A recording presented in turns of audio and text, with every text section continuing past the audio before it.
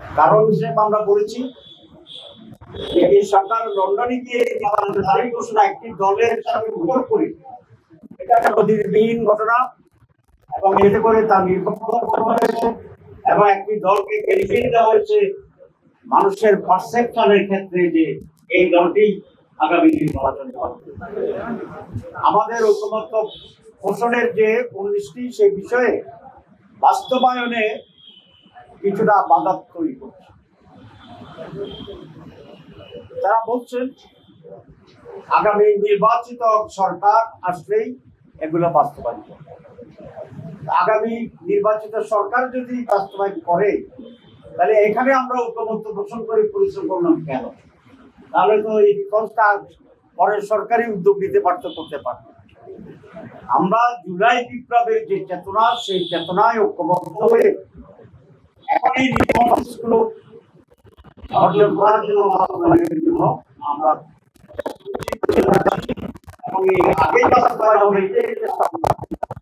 আমি প্রায় বলি ইমানের 3 অংশ, এক হচ্ছে স্বীকৃতি দেওয়া, পরিণত করা, এই 3টা হলে ইমান পরিপূর্ণ। আমাদের একটি অংশ আইনি ভিত্তি দেওয়া, আর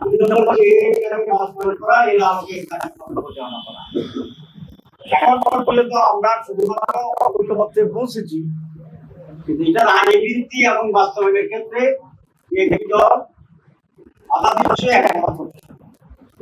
আমরা খুব স্পষ্ট বলে আসছি যে জুলাই বিপ্লবের পরে আমরা আরো অনেক পরিবর্তন দিয়েছিলাম, কিন্তু কমপক্ষে ন্যূনতম সংস্কারের যে জায়গাটি, যেটা প্রধানমন্ত্রী বলা, সেটা যেন অবশ্যই আইনি ভিত্তির মাধ্যমে এখনই কার্যকর করে।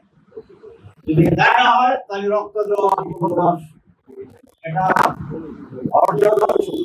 অর্থহীন হবে এবং শহীদদের প্রতি, রক্তাক্তদের প্রতি, বঙ্গদের প্রতি বিশ্বাসঘাতক। আমরা এই ব্যাপারে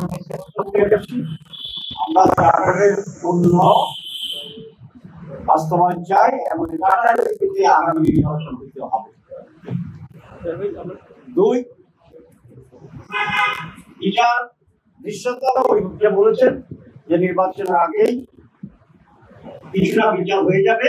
আমরা বলছি অসুবিধা নাই, প্রসেস একদিনেই সব বিচার হবে না, কিন্তু বিচার অব্যাহত রাখতে হবে, সেই প্রক্রিয়া অব্যাহত রাখতে হবে।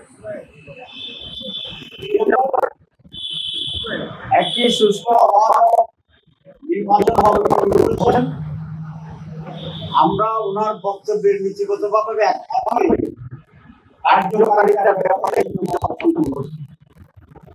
আমরা বলেছি যে বর্তমান সরকার এবং আরো কিছু দেশ বিদেশি শক্তি দিয়ে নির্বাচনকে সুস্থ হওয়ার ক্ষেত্রে বাধা করা চলছে। একটি নির্বাচনের দিকে আমরা যাচ্ছি কিনা সেই ব্যাপারে আমাদেরও প্রশ্ন হয়েছে, জনমনেও প্রশ্ন তৈরি।